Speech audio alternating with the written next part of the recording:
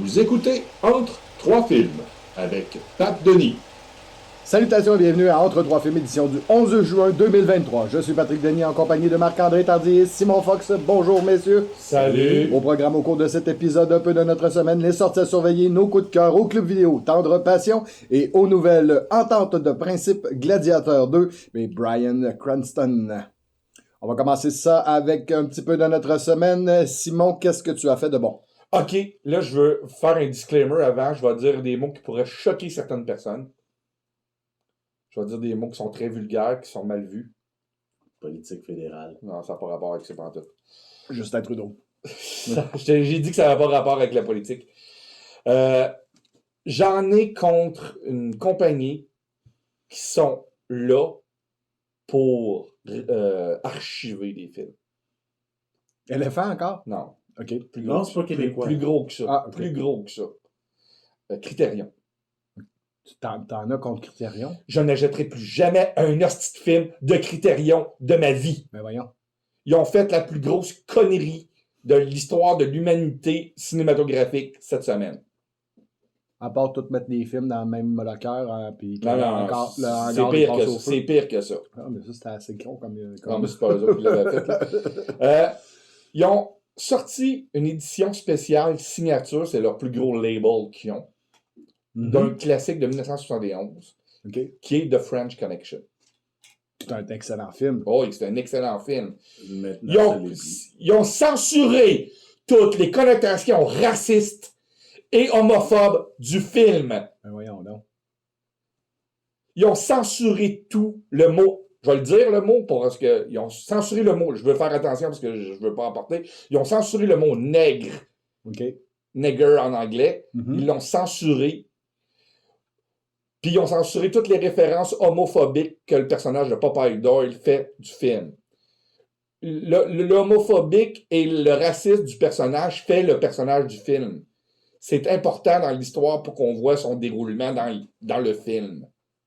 Si je me rappelle bien aussi, l'histoire, c'est un fait vécu. Oui. Le personnage réel, Il joue dans le film d'ailleurs, le gars. oui, mais le personnage réel, les racistes et homophobes. Oui.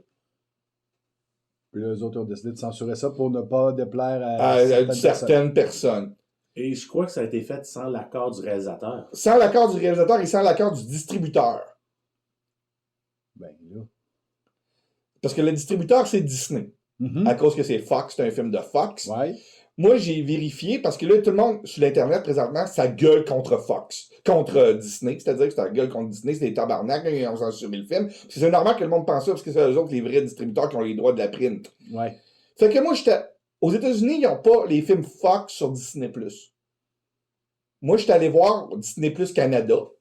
J'étais allé écouter The French Connection, voir s'il était censuré. Et il n'est même pas censuré, puis il n'y a même pas de disclaimer au début. Disant qu'il y avait des mots. Ils mettent des disclaimers sur Dumbo pour les choses racistes, Ouais, mais pas mais sur, pas sur The French Connection, il n'y en a pas. Puis il est là, textuellement, le film. Fait que le problème, c'est Criterion. Parce que la prime que Disney ont est correcte. Bravo pour Criterion qui sont dans leur mandat de Préservé. préserver le film comme ça doit être fait, comme il était présenté à l'époque, ou s'il y avait eu des problèmes avec le distributeur ou quelque chose, avoir un montage du réalisateur. Ouais. Mais là, ça a été l'effet contraire. On fait plaisir à tous ceux qui sont hyper sensibles en ce moment, au lieu de le mettre en contexte de l'époque et de faire Tu mets un message au début. de faire pas de l'historique, mais de faire de l'éducation sur, OK, ça a été fait comme ça à l'époque.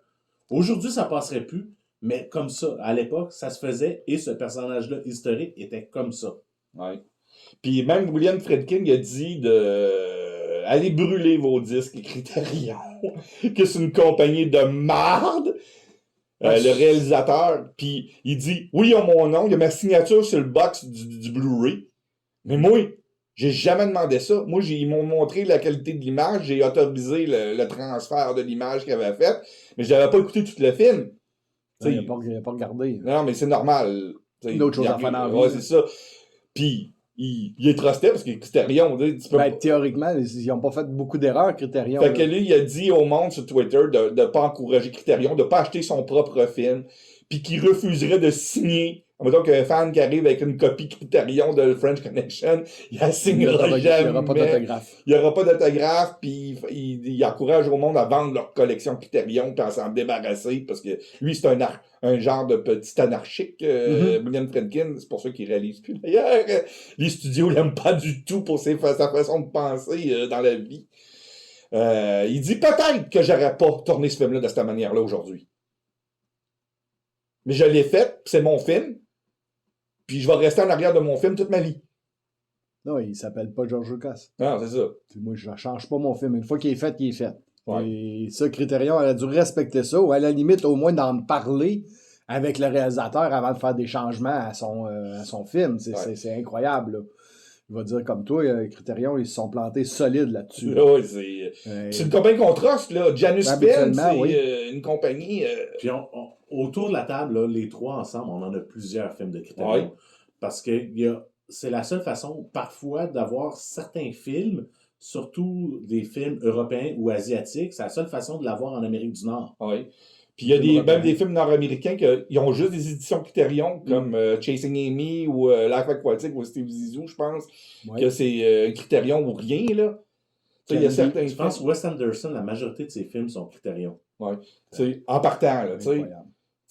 Ben, en espérant que la compagnie voit un petit peu de lumière dans leur noirceur. Puis ils n'ont pas compris parce que sur leur site style Netflix, ils ont mis la version censurée.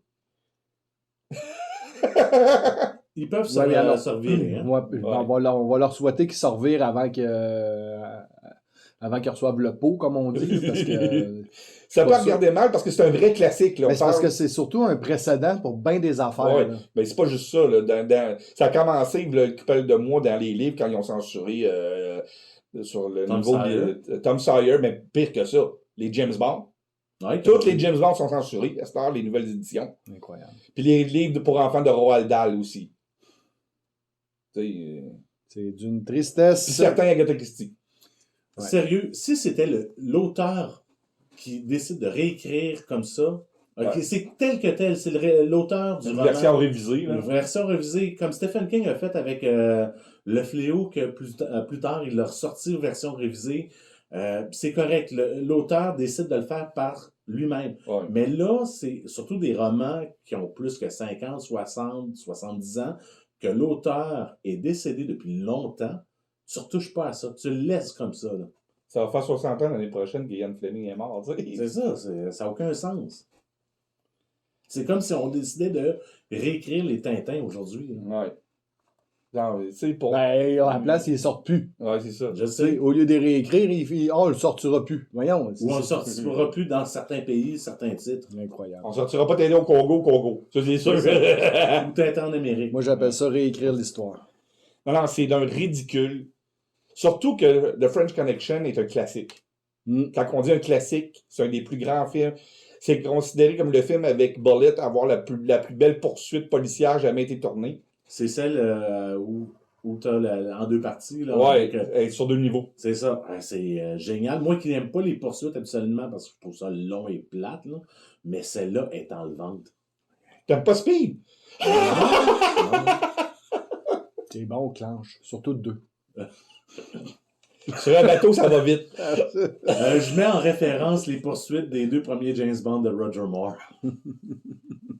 Les autres de pénible. C'est ça. Et de ton côté, Marc-André, qu'est-ce que tu as fait de bon cette semaine? Cette semaine, j'ai commencé une série de science-fiction sur Prime Video, The Expanse. Une série que les 6 saisons sont déjà terminées. J'ai 2 épisodes seulement de regarder. Ça n'a pas beaucoup d'action. C'est plutôt politique et une des parties, c'est une enquête policière. Ça a l'air intéressant. Il y a plein de monde qui m'en parle. J'ai hâte de voir la suite. C'est à peu près 10-12 épisodes par saison. Il y a 6 saisons. Ça s'est terminé dernièrement.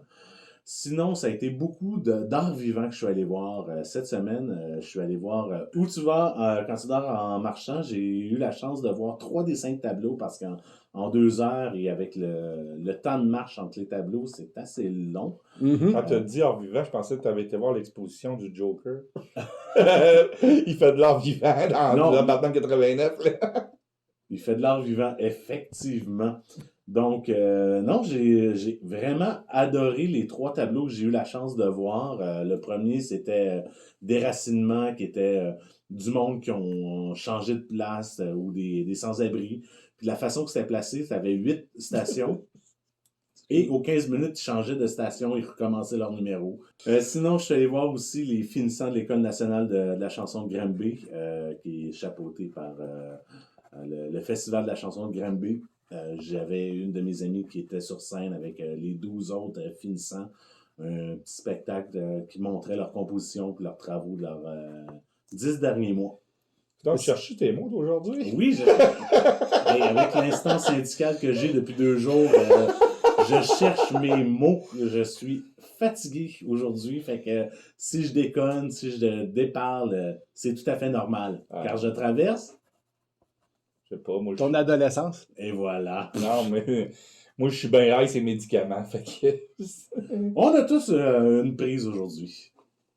Eh bien, de mon côté, j'ai regardé Knock at the Cabin, que j'ai trouvé très ordinaire. Le dernier Shyamalan, là? Oui, à chaque fois que je vois lui comme réalisateur, je me dis tout le temps, ah, il va peut-être revenir comme faux. Et non, il revient pas comme faux. C'est un pile ou face. C'est toujours un pile ou face. Son dernier, vraiment que j'ai aimé, c'est Split.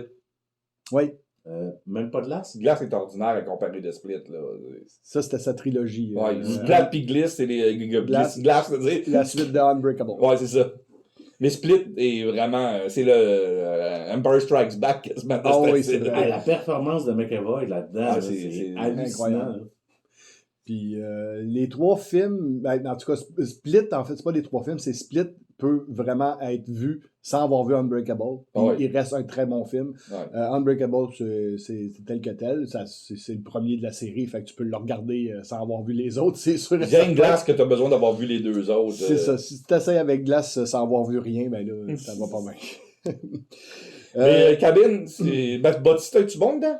Bautista, il est correct. Il est pas... il est pas aussi fort qu'il le croit. OK. C'est pas le grand acteur que tout le monde pense qu'il est. Là. C'est quand il est dirigé par quelqu'un de grand, comme dans sa scène dans Blade Runner est magnifique, là. Il joue quasiment comme un acteur shakespearien. Mais là, il là-dedans. joue un professeur de secondaire ou de high school avec des petites lunettes. Il fait un intellectuel. Déjà là, c'est une comédie. Ben, c'est ça qui est comme problématique. Je veux dire, ben, il joue très bien. Il joue très bien, ouais. le professeur de niveau high school, mais c'est Il des croit pas. Bautista. Attends, là. On va avoir un professeur de même au secondaire. Moi, c'est sûr, j'ai lâché l'école. J'avais eu peur. C'est quelque chose qui marche pas. T'as-tu fait tes devoirs? C'est ça. Connais-tu la classification décimale? Je me suis réécouté Scott Pilgrim Against the World, un film que j'aime vraiment beaucoup avec la femme d'Obi-Wan, qui était magnifique dans ce film-là. Ce qui manque là, c'est la femme de B-Wad à cette heure. Avec la femme de. Il y a Captain America dedans aussi. Il y a Captain America. Il y a Superman, puis il y a aussi Captain Marvel, qui joue dans le film. J'ai écouté Creed 3. Comme j'avais dit à l'émission quand je l'avais vu. Là. Correct, pas plus. Ouais, c'est pas un grand film. C'est pas. C'est une bonne affaire qu'il fasse pas vraiment partie de la famille Rocky, parce que tu peux prendre n'importe quel vrai film de Rocky, puis il est supérieur à Creed 3. Même le 5 est supérieur. Ouais. Rocky 5 est supérieur à Creed. C'est grave, je peux là. pas vous en parler, j'ai juste vu les 4 premiers. Parce qu'à le 5e, ils l'ont pas présenté au clap. Mais non, le 5e, on pas. T'as jamais vu Rocky Balboa non plus? Non plus. Ouais. J'ai J'ai pas vu Creed 1, j'ai juste vu Creed 2. Puis pour faire suite à mon erreur de la semaine passée, d'essayer d'écouter quelque chose que dans un état que j'aurais pas dû essayer d'écouter de quoi, je me suis recommencé la série Chuck, et là je comprends. T'es rendu à combien d'épisodes? Je suis rendu au 6e épisode quand même, fait que c'est très Ah, t'es plaisant. encore avec le magasin de saucisses? Oui, je suis encore Ok.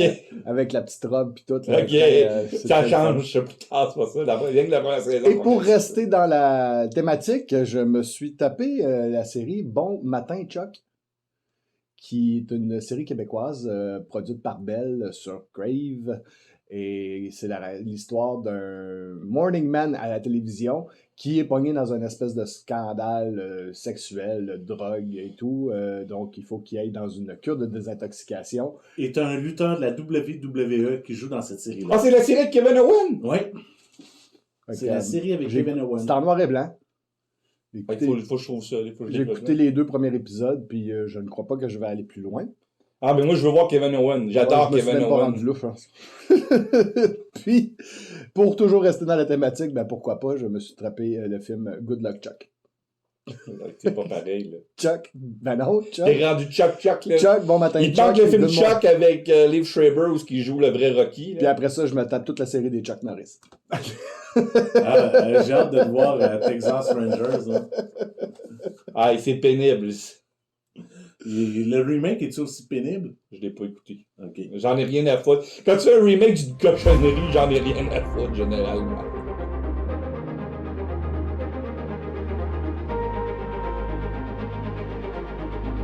Les bandes annonces avec Marc-André. On va maintenant y aller avec les bandes annonces que nous avons partagées cette semaine sur notre page Facebook de Entre Trois Films. Et quand je dis les bandes annonces, je veux dire la bande annonce. Ouais. Parce que cette semaine, ça a été très tranquille au niveau des bandes annonces. Oui, ça a été très tranquille. On a le 4e opus de Expendable. Hey, t'as eu de la misère à le dire. Non, je l'ai dit tantôt, je suis brûlé, là. Les expansibles. Ouais, testostérone carte. Moi, j'appelle ça testostérone carte. Un bon vieux Sylvester Stallone avec sa gang de chums. Ça risque de pas être un grand film, mais on risque d'avoir du fun pareil. Je sais pas, j'ai pas aimé un des trois. Pour vrai, moi j'ai eu J'ai- du fun à j'ai toute la trouvé- gang. Je trouve que les histoires sont pourries. Ouais. On s'en fout, Non, ça. non, mais tu C'est sais, les scènes d'action. ouais, mais ces gars-là, dans les années 80, ils étaient capables d'avoir un bon film avec des grosses scènes d'action. C'est Commando, Prédateur, tous Contra. les films, Contra. Non, le Contra, c'est de la merde. Non, mais c'est pas à leur niveau. Il y a des bonnes scènes d'action, mais les scénarios sont pas à leur niveau. Puis les méchants manquent de panache. Jason Statham faisait pas des bons films des années 80. Il écoutait Commando puis il tripait, je pense. C'est probablement. Puis même encore, il n'y avait pas l'âge pour aller voir Commando. Moi, dans mes âges, à peu près, ce gars-là, non.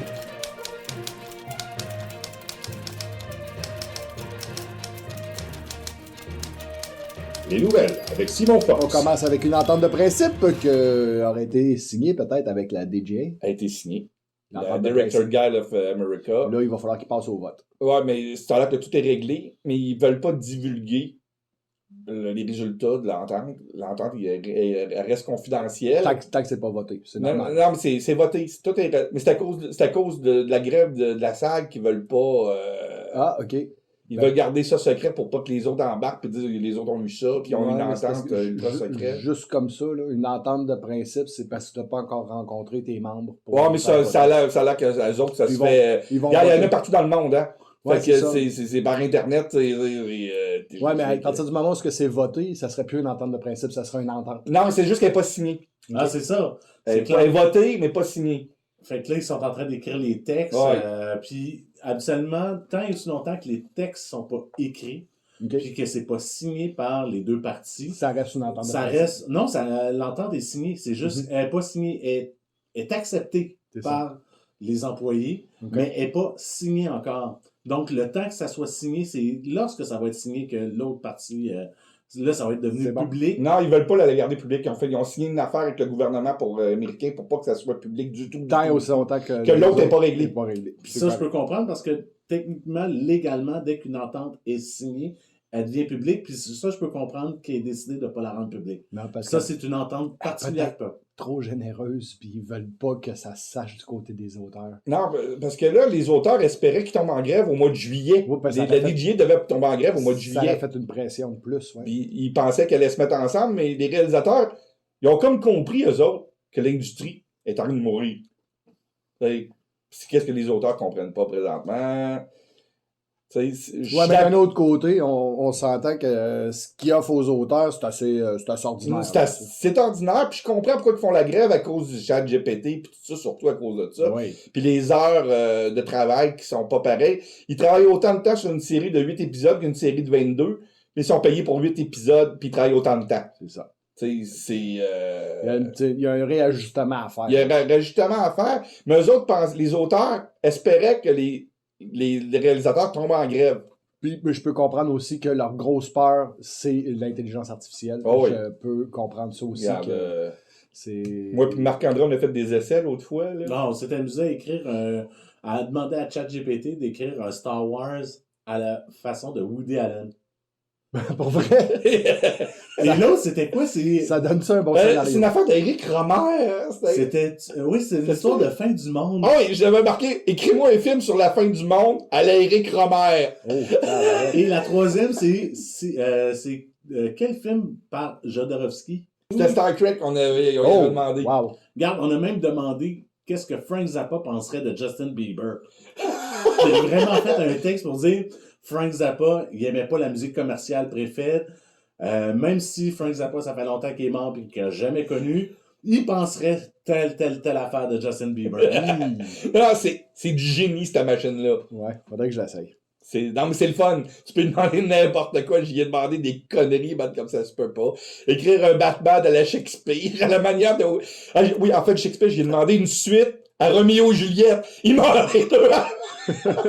Puis il s'est débrouillé. Okay. Il est parti avec les Capulets, puis l'autre gang, puis les Montaigu. Puis il a fait une histoire rapide qui se passait après. C'est intéressant. Michael Keaton serait, selon certaines personnes, au 7e ciel. C'est lui qui en a parlé. C'est lui qui l'a dit. Il en a parlé lors d'un Q&A pour The Flash. Mm-hmm. Il a dit que c'était le meilleur moment de sa vie présentement parce qu'il dit que à son âge, il redonne au public. Puis il dit les 2 affaires qui font plus plaisir au public, c'est Batman puis Beetlejuice pour lui. Ouais. Puis là, il joue Beetlejuice de suite après avoir joué Batman. Oh, moi, je prendrais un Birdman 2. Non, mais il parlait pour le grand... Jack Frost. Il parlait pour le grand public. Oui, là, en général. Puis il dit que jouer Beetlejuice, il dit c'est la première fois depuis très longtemps que je me sens heureux sur un plateau de tournage, puis je le sais que le monde va être content de le voir dans le rôle. Puis il dit Batman, j'avais de la pression. Jouer dans The Flash, j'avais énormément de pression. Il joue avec Ben Affleck dans le même film, il joue le même rôle, il va être comparé. Mais il dit Beetlejuice. Non, il n'y a personne d'autre. d'autre. Il n'y a personne d'autre. Là, c'est comme rentrer dans des vieilles pantoufles. Il dit, je peux improviser, je peux faire n'importe quoi. Il dit, pire, il peut faire vraiment n'importe quoi. Là. Te dire qu'il improvise pas trop. Parce qu'ils vont se faire arrêter. Non, mais c'est pas lui qui a écrit le scénario. C'est pas lui qui a écrit le scénario. Oui, c'est pas pareil. Non, mais là, il peut improviser, il peut dire qu'est-ce qu'il veut, il peut... Puis il dit... Quand je le faisais, il dit, ça faisait combien d'années que j'avais pas joué dans mon premier style une comédie.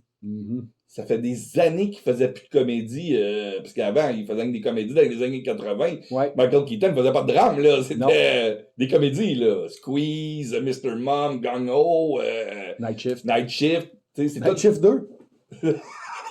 Les putes sont encore là. Oui, je suis sûr que Fonzie serait content. Il se fera faire une job. Là, hey, je reviens, cool. T'avais pas Shelley Long qui faisait des putes là-dedans? Fonzie, ça fait... la dernière fois que je l'ai vu, celui qui joue le personnage de Fonzie, c'est le Fonzie de... Happy Days. Ouais, je l'avais vu dans Arrested Development, mais ça fait déjà quelques années. Là. Moi, la dernière fois que je l'ai vu, ça date de 96. Je peux pas vous dire, là. Mais il avait pas joué dans un film d'horreur. Ben, c'est dans Scream. C'est dans Scream, hein, c'est ça. Il fait le directeur de l'école. Comment il s'appelle ce comédien-là? Henry Winter. C'est ça. Un retour sur l'avant-scène qu'on attendait comme pas, celle de Bryan Singer.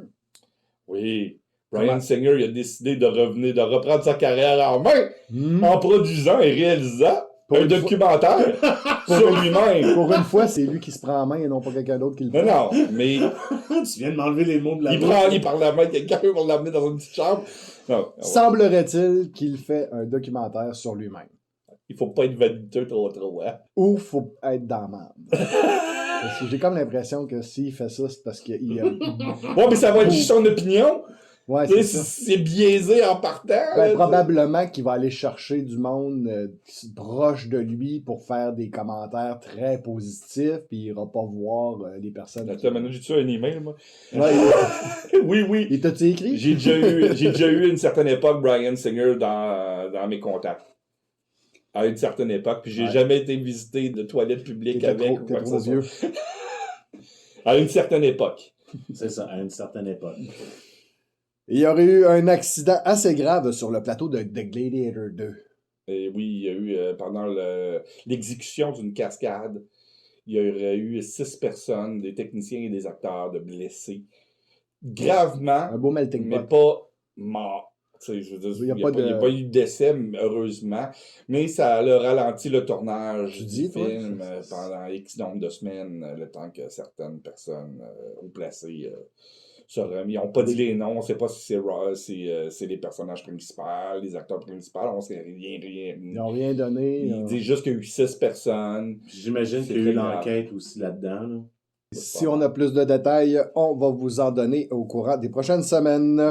Bryan Cranston prendra sa retraite et c'est annoncé. Oui, pour 2026. Ah, OK. Mais, On a encore du temps. mais non, mais c'est à cause que les projets qu'il fait présentement vont sortir. Il prend sa retraite là. Il prend sa finalement. retraite là, mais Le il temps finit ce qu'il a à que- faire. ouais, il finit qu'est-ce qu'il a à faire.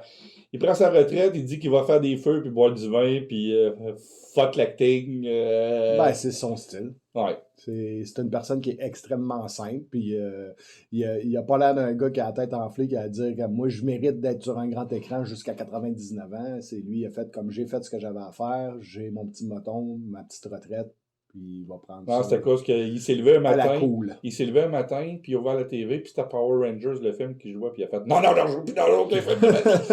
C'est fini. Une chance que Michael Caine n'a pas fait ça avec Jaws 4. Il a fait. Jaws 4, c'est un P-movie qu'il appelle. Ouais, il je en a sais. fait plein de films de même dans les années 80, hein, Michael Caine. Ouais, je sais. Mais ça a permis de payer sa maison. Ouais, exactement. On va continuer. Car voici l'heure du segment Club Vidéo.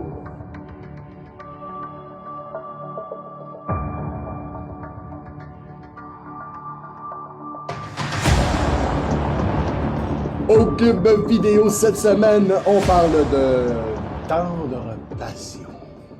Un film avec Jack Nicholson, Shirley MacLaine et d'autres. Jeff, voyons, j'ai un blanc de Jeff mémoire. Daniels. Jeff Daniels. Deborah beaucoup d'autres. Winger, Danny DeVito. Beaucoup John de monde. Like, John Let Go. John- Let Go. Ouais. Let Go. Let Go. Lit. Let Go. Ouais, ok, Let Go. Et non pas Let It Go. Ouais, c'est- Pas faire mal à personne. Les gars, j'ai commencé le film et là, dans quelques 10 minutes, peut-être 20 minutes, je vais le continuer parce que j'ai pas réussi à le finir. J'ai été malheureusement... Dis-nous où t'es c'est rendu pour occupé. pas qu'on aille plus loin. Ben non. Ben non, là, on va le... Il faut le dire pareil, Je là. l'ai déjà vu. Ok. Je le regardais, puis j'ai déjà vu ce film-là, probablement à la télé, là, des années, probablement au Beau Dimanche ou quelque chose dans ce genre-là. C'est un film qui est un classique Ouais, des années 80. des années 80 que j'ai sûrement vu, parce que, bon, pas non sûrement vu, je l'ai vu, je le sais, mais là, c'est un petit peu loin de ma mémoire, donc je vais vous laisser y aller avec l'histoire. C'est l'histoire d'Aurora Greenway qui se trouve être... La fille de Charlie McQueen? Non. Non? C'est la mère. C'est la mère. c'est la vie à Shirley MacLaine Mhm. après la mort de son mari. Oui, il y a une petite scène au début que son mari est encore vivant, Mhm. mais pendant le générique, il meurt. Puis c'est sa vie, comment qu'elle reconstruit sa vie, comment qu'elle deal avec sa fille, la relation mère-fille durant toutes les années qui suivent. C'est ça, grosso modo, l'histoire de Tendre Passion. C'est une saga familiale minimaliste, mais d'une honnêteté Et d'une intensité. incroyable. C'est fou, ce film-là. Là. C'est pas pour rien que ça a gagné 5 Oscars, ce film-là. Ce film-là avait un seul but dans la vie, gagner des Oscars. Il était fait pour ça. Il était réalisé pour gagner des prix. Et il est allé chercher les acteurs pour. Oh oui. Jack Nicholson, il est phénoménal là-dedans. Là. Il est tellement drôle. Puis il fait un enculé. Un vrai enculé, mais qu'on aime. Oui. On l'adore, ce personnage-là. Il joue lui-même. Quasiment. En astronaute, parce que c'est un astronaute. C'est un astronaute. Moi, l'idée que Jack Nicholson dans l'espace. Et comme tu me dis, Après ça, on se demande comment ça, on n'a pas été contacté par les intelligences. et comme tu as dit cette semaine, quand on s'en est parlé, parce que je t'ai appelé tout de suite après avoir vu le film, Jack Nicholson a joué dans tous ces types de personnages qu'il joue dans tous ses autres films. Dans ce film-là. Dans ce film-là, le gars drôle, le gars, le trou de cul, le gars sensible, le gars qui est au-dessus de ses affaires, le gars chaotique, il y joue tout. Tous ses rôles. Ah, t'as des graines de vol au-dessus d'une coucou, t'as des graines de... Ah, il y a Danny DeVito. T'as des graines du Joker, t'as des... Il y a tout. Shining. Il y a son jardin complet dedans. Il a utilisé toutes les palettes. Ouais. Ah oui, De son art. Et non seulement il les a utilisés, mais il les maîtrise toutes. Toutes ces palettes sont maîtrisées dans C'est pour ce ça qu'il a film. gagné l'Oscar aussi, de l'acteur de soutien. Ah oui. Et tu as des scènes d'anthologie là-dedans. On va aller plus vers la fin du film, la scène de Shirley MacLaine avec ses deux petits-enfants. Là.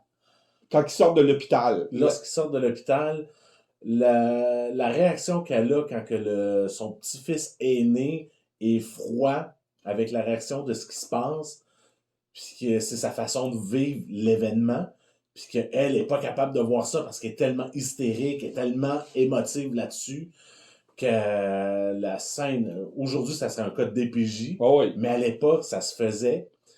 Mais l'intensité de son jeu dans cette scène-là, c'est remarquable. C'est...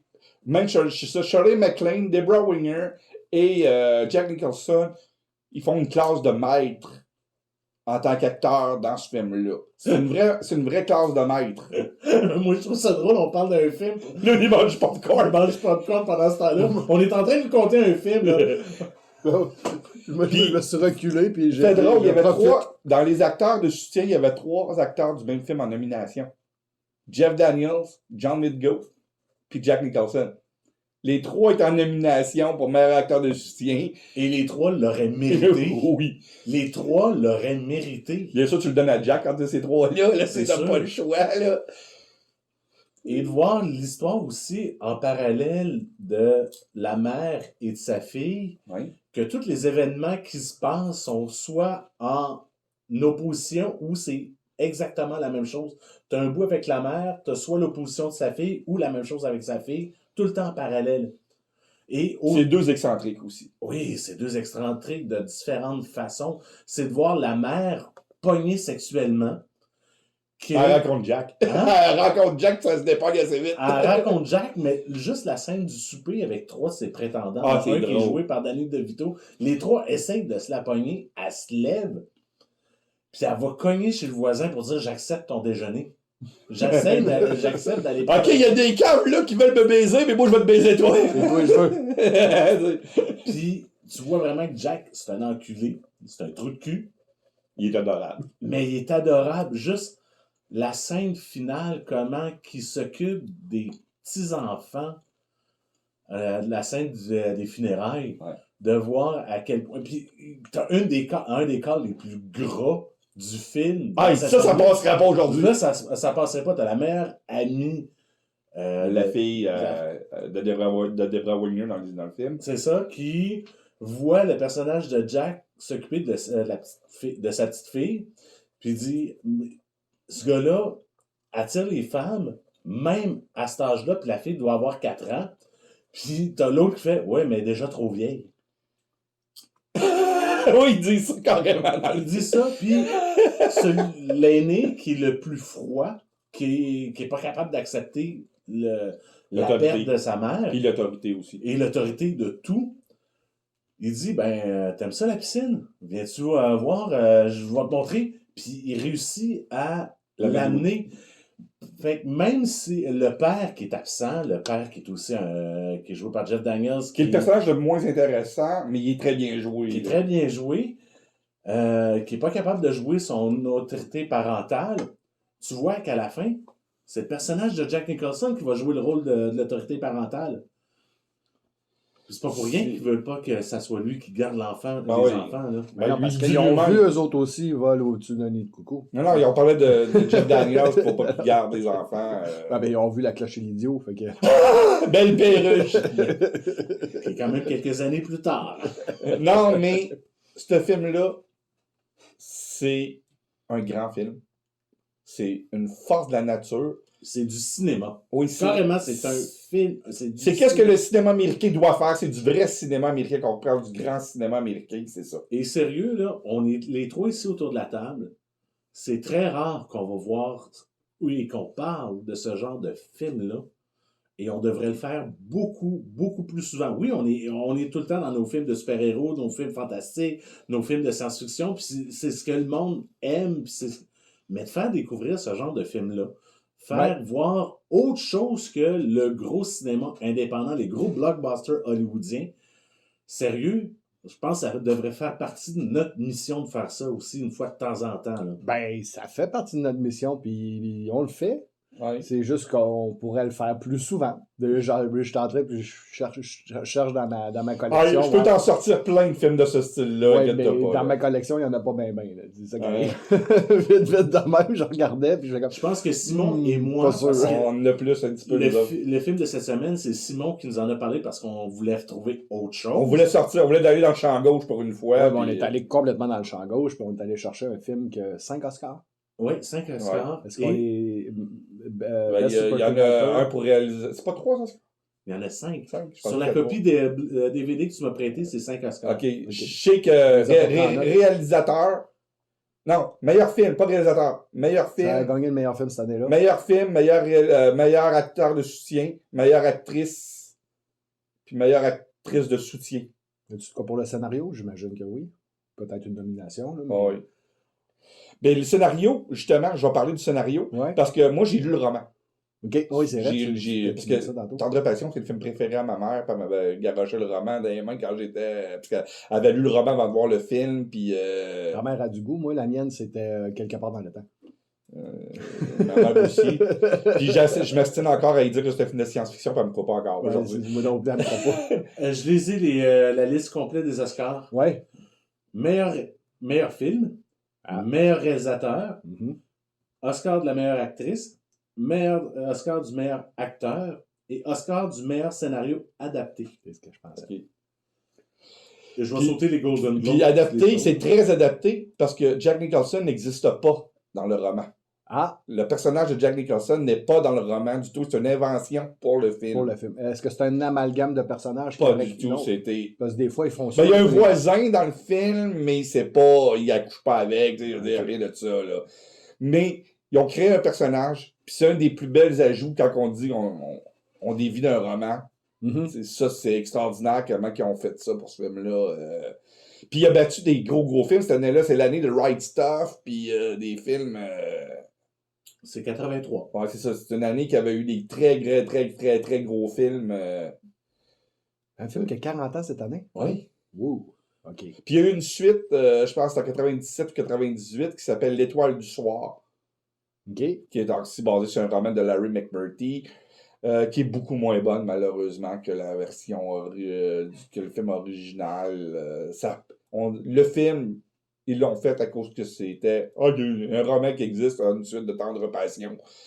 Mais c'est très ordinaire comme film, malheureusement. L'histoire, elle suit encore la même famille? Oui, c'est encore Shirley MacLaine. Puis t'as un caméo de Jack Nicholson. Il joue un petit caméo dans le film, mais tu sais, c'est un petit caméo. Bah, il n'avait peut-être pas les mêmes moyens. Puis, fait drôle, fun fact, c'est réalisé par James L. Brooks et écrit par James L. Brooks, qui a développé Les Simpsons pour la télévision. Les Simpsons est une création de Matt Groening, mais c'est James L. Brooks qui a amené Les Simpsons à la télévision. C'est grâce à lui qu'on a la série télévisée Les Simpsons aujourd'hui. Quelques saisons à peine. Ouais, Quelques saisons. il a réalisé aussi Broadcast News, il a produit Jerry Maguire. C'est quelqu'un, tu sais, c'est quelqu'un de très pesant. As Good As It Gets avec Jack Nicholson. Oui. Aussi. Une autre chose aussi qu'on a parlé cette semaine, moi personnellement, c'est pas un style que j'adore, mais la musique du film Moi, je l'adore, la musique du film. tellement efficace parce que j'ai jamais aimé ce style d'arrangement-là, ce style de son-là. La musique presque à l'unisson, les cordes, flûte, guitare. J'ai jamais aimé ce style-là un peu New Age, mais dans ce film-là, ça fonctionne. Ben, je vais te dire que comment je me suis rendu compte que je l'avais déjà vu, c'est la musique. Quand la musique, elle commence, il y a de quoi dans mon cerveau qui a fait « Attends, tu connais ça. » c'est là que mon cerveau il a fait comme OK, oui, ça, puis c'est ça qui va arriver. C'est sûr, comme je disais tantôt, je vais le finir, mais je sais déjà comment ça finit. Et c'est un très bon tearjerker, parce que ce film-là, tu ris pendant 1h45, et la dernière demi-heure, tu peux pleurer. C'est ça. Tu sais, c'est vraiment fait, tu ris aux larmes, parce que quand c'est drôle, c'est débilement drôle. Hey, la scène de char sur la plage. Ouais. Es-tu bonne, ça? Ouais, bonne, mais pas drôle. Non, je sais. On va parler des scènes drôles. Ben, on a un drôle ici, là. Ah, c'est ça. Non, quand le film est drôle, Oui. c'est une des meilleures comédies des années 80. Mm. Puis quand il devient triste, C'est un des meilleurs drames des années c'est fait 80. pour faire pleurer les petites madames dans les chaumières. Ouais, c'est ben, Moi, fait juste pour les ça. petites madames, je vous le dis, j'ai pleuré. Les gros monsieur dedans. aussi. Ouais. Ouais, j'ai Les pleuré. gros nonos ont Les pleuré. gros nonos ont pleuré. Term of Enderman. Term of Enderments, ouais. Vous pouvez l'acheter sur Amazon et le Blu-ray existe. Il coûte il baisse des fois à 15$. Entre 20 et 15$, vous avez le Blu-ray qui existe. Attends, il n'est pas sur Prime? Ben, ça, vous pouvez l'acheter sur Prime. Il n'est Ouais, pas c'est sur ça. Prime, il C'est faut que ça. tu l'achètes. C'est ça que je disais. Vous pouvez le trouver facilement sur Prime. Je l'avais dit avant de parler du. Ah oui, tu l'avais dit. Ouais, Ok, c'est ça. je vais checker. Je vais refaire le montage. de Je ça. l'avais dit qu'il était disponible à l'achat ou à la location sur Prime. Sur Prime. Et Donc, juste pour revenir sur la musique, c'est Michael Gore qui a écrit la musique. C'est pas lui qui avait fait fin. Peut-être. Continue à parler, je vais vérifier. ouais, ben moi, j'ai fait le tour. J'ai écouté une demi-heure à date. Ah, t'avais juste écouté une demi-heure. Ah, il a juste vu Jack Nicholson sortir du char des pitounes. Avec les pitons, avec la grosse coupure sur le bord de la tête. Oui. Fait que vous devriez peut-être aller vous occuper Pour de le ça. cinéma, il a fait Fame avant, il a fait Rose Bonbon, Broadcast News, puis Rendez-vous au paradis, un film d'Albert Brooks. Ah, du frère de l'autre. Ouais. D'ailleurs, Albert Brooks joue dans Broadcast News. Mhm. aussi. D'accord. T'as jamais vu ça, le... Retour au paradis? Ouais. Non, ça me dit rien. Ah, c'est un film qui ressemble un peu à Où ciel peut t'attendre, dans le même genre. Avec Meryl Streep et Albert Brooks. Ouais, c'est un film que j'avais vu à l'époque. Vite de même, je peux pas dire oui. Il faudrait que j'aille voir sur ma liste d'Internet Movie Database, voir si je l'ai déjà noté. c'est comme ça que C'est pas un grand film. avec les 7500 notations que j'ai faites sur Internet Movie Database, des Albert- fois j'en oublie quelques-uns. Albert Brooks est plus connu pour Taxi Driver puis pour Broadcast News que pour le film que tu as mentionné. Les sorties à surveiller avec votre nounours préféré, Marc-André. Du côté des sorties à surveiller, Marc-André, qu'est-ce qu'on a en salle? 2 petites sorties en salle. Petite? Ouais, très Attends, il y en petites. a Attends, il y en a une qui est énorme. là. C'est Énorme. pour ça, je dis petite pour la première, et je vais faire un crescendo. Ok. Ok, t'as un crescendo. Ben oui, je vais commencer par le dernier Pixar, Élémentaire. Ben, c'est ça le gros. Ah, c'est tellement gros. Ah oui, c'était la Terre. C'est la est même grosse. affaire qu'Inside Out, mais avec des éléments au lieu des émotions. C'est ce que là. tout le monde dit. Ça Mm. va être pour la famille, amener Ouais. vos enfants au cinéma. Ah, c'est un Fast and the Furious. Pour la famille. Pour la famille. Pour la famille. Et le deuxième film, c'est un film qu'on attend depuis 31 ans, Ah, à peu près. à peu près. Ça The fait Flash. 31 ans pour moi. Ouais, The Flash. Non, c'est Batman Flashpoint. Le vrai titre, c'est Batman Flashpoint. On s'en parlera quand on va l'avoir vu cette semaine. Non, c'est Batman Flashpoint. Je vais te dire la même affaire. Ouais, même si Batman arrive après, même si Keaton arrive après 1 heure du film. Pas grave. C'est Batman Flashpoint. C'est peut-être Aquaman, Flashpoint. Non. Non, comment ça pas là? À quoi fait le Non, il était avec la famille à cette heure. En streaming, quelques sorties. Oui, il y en a le 12, on va, donc lundi, on va avoir sur Crave une série sur Villeneuve-Pironi, le duel des deux chauffeurs de Ferrari dans les années 80. Et ça venait passer de la merde entre ces deux-là. C'était les 2 meilleurs amis du monde jusqu'à temps que plein d'affaires arrivent. Ouais, ben, ils vont sûrement en parler dans le documentaire Ouais. quelques échanges qui auraient eu lieu. Les échanges de bons procédés. Mhm. Sinon, le 14, sur Disney+, il y a une série qui est la suite du film The Full Monty. C'est vraiment. La suite, c'est pas un remake? Non, c'est une suite, ça se passe 25 ans après. Ouais, c'est avec les mêmes comédiens. Ah oui, ils sont allés rechercher les mêmes comédiens. Oh wow. Mais j'ai vu la bande-annonce, parce que sur Disney+, tu l'as quand tu ouvres l'application. Là. Ouais. Ça lève pas. Ça a l'air être du réchauffé au micro-ondes. Ouais. Donc, sur Netflix, le 15, il y a la 6e saison de Black Mirror. Le 16, Crise de temps mort! Sacrément! Ben, parce que Black Mirror, moi, je l'ai pas vu. moi non plus. Moi, j'ai vu des épisodes disparates parce qu'il y a un de mes amis qui m'avait fait un best-of, m'avait dit écoute tel épisode, sauf celui-là, c'est pas. Parce que c'est une série d'anthologie. OK. Fait que tu peux sauter des 15, des dizaines d'épisodes, des fois. Ouais, les épisodes sont self-contained. Ouais, c'est ça. Puis le dernier épisode de cette série-là, le dernier qu'il y a eu jusqu'à date, avant la 6e saison, parce qu'il n'était pas supposé avoir la 6e saison au départ, là, qui était supposé être le dernier épisode de la série, était peut-être un des meilleurs épisodes de science-fiction que j'ai vu dans ma vie. C'est une affaire qui rend hommage à Star Trek. Ben, j'ai lu beaucoup de bons commentaires. Oh, sur quand Black c'est Mirror. bon, c'est excellent. C'est ça. là. Mais Mais toute tout est- une série d'anthologie, c'est un peu comme Twilight Zone, ça monte, ça T'as descend. écouté les Outer Limits quasiment au complet, fait que tu serais capable d'écouter... Black Mirror. C'est sûrement ce qui va arriver, un de ces quatre. Après mon long silence et votre intervention sur Black Mirror, le 16, vendredi prochain, sur les sites, sur Disney+, il va y avoir Chevalier, qui est sorti dernièrement en salle. On a sur Prime le dernier Guy Ritchie de Covenant et Extraction 2 sur Netflix. On n'a rien à dire sur ces films-là, hein? Ben, Chevalier, on en avait déjà parlé. C'est ça. de Covenant, on en a aussi. parlé aussi. C'est ça, Donc, mais là, on Puis a pas- Extraction, ben, c'est la suite d'Extraction. Hein, tu sais. Extraction 2, puis le premier, c'était pas... Il y avait des bonnes scènes d'action, par exemple. Oui, mais c'était pas quelque chose qui va passer à l'histoire. Non. Et comme cette semaine, il y a des grosses sorties physiques, Oui, c'est le fun, ça, encore, un petit peu de physique de temps en temps. mardi le 13 juin, il va y avoir L'Exorcisme du Pape, John Wick chapitre 4 et Super Mario Bros. Le film. It's me, Mario! Oui, Merci beaucoup, Marc-André. ça me fait plaisir. Les coups de cœur de la semaine, oh oui! On va maintenant y aller avec nos coups de cœur cette semaine. Simon n'a pas de coup de cœur.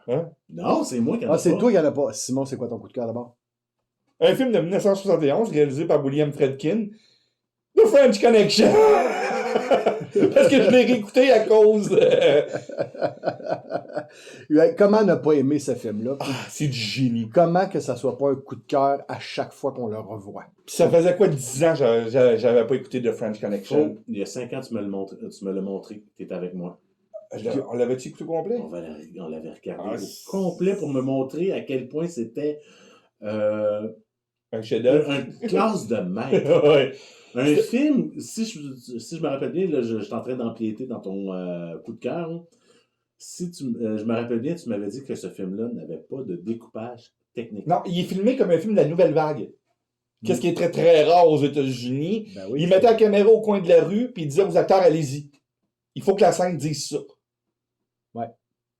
Mais, tu sais, il n'y a pas de... La caméra, européen, quand même. la caméra, c'est une caméra à l'épaule tout le long, il se promène dans les rues.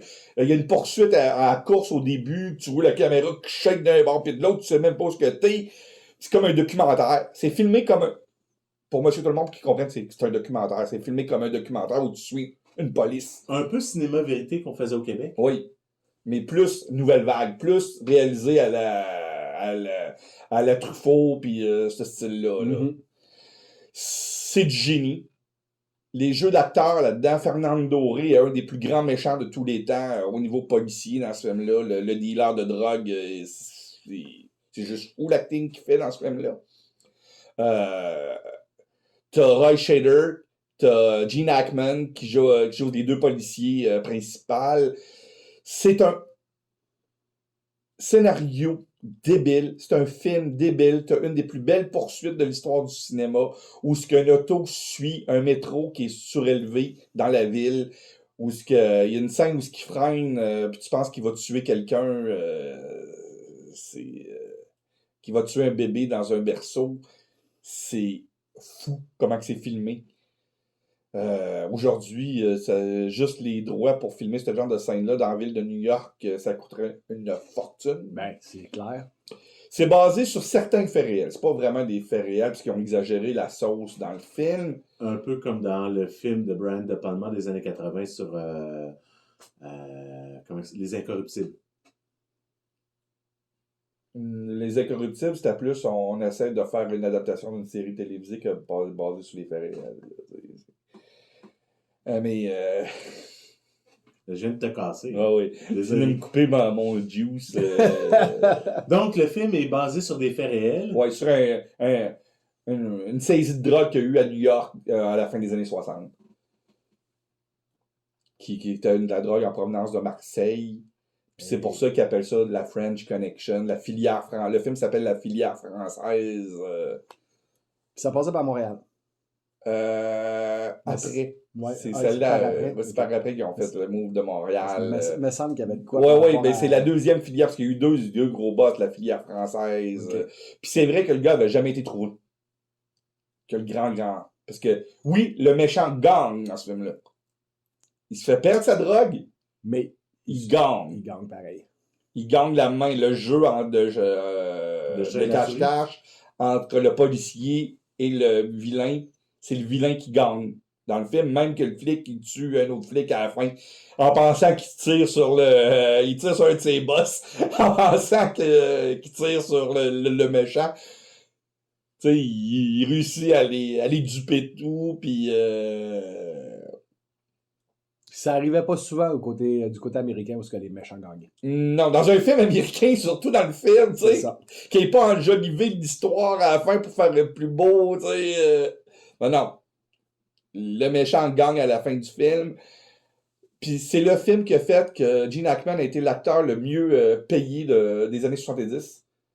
Parce qu'il pouvait demander qu'est-ce qu'il voulait. Par la suite. Ouais. Par la suite, il a fait les films qu'il voulait. C'était l'acteur le mieux payé à l'époque à cause de French Connection, qui est sorti quasiment en même temps qu'un autre film aussi raciste. Je pense que c'est un mot ou deux de différence, qui était Dirty Harry. Oh! Quel film. Ouais. Deux grands films policiers, ça. Tu sais, en 3 ans, on a eu Bullet, French Connection, Dirty Harry. C'était l'époque où on mettait du réalisme dans le film policier américain. C'était plus cartoon, tu sais, Mhm. que c'est redevenu cartoon par après, oui. C'est pas devenu Dragnet. Mais là, c'était devenu réel. Tu sais, parce que t'as pas l'impression que t'écoutes un film quand t'écoutes French Connection, t'as l'impression que t'écoutes un documentaire sur la police de New York en 1971. Puis c'est ça qui fait le charme de ce film-là. Un film à voir. Oh, oui, c'est à voir, puis c'est disponible sur Disney+, comme je l'ai dit, puis écoutez-le sur Disney+, parce qu'il n'est pas censuré! Il est pas censuré. Marc-André, on va y aller avec toi. Tu m'as dit qu'il n'y avait pas de Non, mais j'ai une mention spéciale, pareil. mention spéciale. Oui, je suis tombé par hasard sur Prime Video sur une série de 2020 qui est True Seekers. Une série créée par Nick Frost et Simon Pegg. Avec Nick Frost qui joue le rôle principal et t'as Malcolm McDowell qui joue son beau-père. Ben oui. Un film, pas un film, mais une série de 8 épisodes d'une demi-heure à peu près qui n'a malheureusement pas été renouvelée à cause de la pandémie et que ça n'avait pas été popularisé et tout ça. Tu suis un technicien de réseau qui s'organise pour améliorer tout ce qui est réseau Wi-Fi en Angleterre pour une compagnie qui s'appelle Smiley et qui a une fixation sur tout ce qui est horreur et surnaturel. Son but, c'est de réussir à parler à sa femme qui est décédée 10 ans plus tôt. Et l'histoire te suit avec où est-ce qu'il va placer ses bornes, son boss qui est joué par Simon Pegg qui l'emmène à plein d'endroits. Et tu te rends compte que tous ces endroits-là sont interreliés. Puis il y a quelqu'un en arrière de tout ça. Ah. Mais ça vaut la peine, c'est quand même drôle, c'est quand même bien fait. C'est pas assez bon pour dire que c'est un coup de cœur, mais ça a été une C'est que mention. Malcolm McDowell, j'ai compris, il l'amène dans toutes les orgies avec Caligula, une après l'autre. Non, mais il boit du lait. Ça, c'est une joke des écrivains, là. Non, il boit pas de lait là-dedans. Oh, ça aurait été cool. Oui, ça aurait été très cool. Mais non, les écrivains, c'était Simon Pegg. Ben, et c'est Nick justement, Frost. ça aurait été leur style de faire boire du lait. Non, mais ils sont allés très loin. Il y a un épisode ils vont à une convention une espèce de Comic-Con qui se passe de quoi avec une secte satanique. Et un des personnages décide d'y aller avec un cosplay d'Alec. Ok, ils ont fait la joke de... J'avais pas le choix. Exterminate. Eh bien, Et de pour mon toi? côté, ben, c'est tout simple. Mon coup de cœur, j'en ai parlé tantôt, c'est la série Chuck. Comment ne pas aimer cette série-là? Comment C'est pas tomber en incroyable. amour avec Adam Baldwin, hein? C'est sûr que c'est Adam Baldwin qui est... Non, non, mais il est hot, c'est l'acteur Mais le plus hot. Tous les personnages sont le fun. Ah oui. Toute la gang, ils ont toutes leurs petites affaires. C'est plaisant au bout à regarder. C'est plein de clins d'œil au geek. Ouais. C'est incroyable. Ça en est même reculé juste pour être sûr que c'était vraiment ça. On recule encore. Ouais, la première fois qu'ils sont au Buy More, puis Vicky Vale, I like. Ils chantent la chanson de Batman dans une des premières scènes. Tu fais, Mhm. OK. Ça Puis commence Yvonne bien. Strahovski, t'as-tu belle? Mhm. C'est bien. Quand tu la vois la première fois dans le magasin, tu fais Non, mais quand t'as vois en vendeuse de saucisses, là, c'est... ouais, c'est pire. attends qu'elle vende du yogourt. On va se mettre à vendre du yogourt, ça va être beau. J'ai hâte d'être rendu là. Et donc, en espérant que vous avez apprécié, que vous serez de retour pour le prochain épisode, vous pouvez nous suivre sur baladoquebec.ca, Spotify, TuneIn, iTunes, Google Balado, Facebook et YouTube. N'oubliez pas de laisser un j'aime sur nos publications et de vous abonner à nos sites. On vous en remercie d'avance. C'était Entre trois films. Je suis toujours Patrick Denis en compagnie de Simon Fox. Encore une fois en anglais, Ouais. Simon Fox. Tu peux le Et dire en anglais. de Marc-André Tardy. Et on vous dit bon cinéma. cinéma.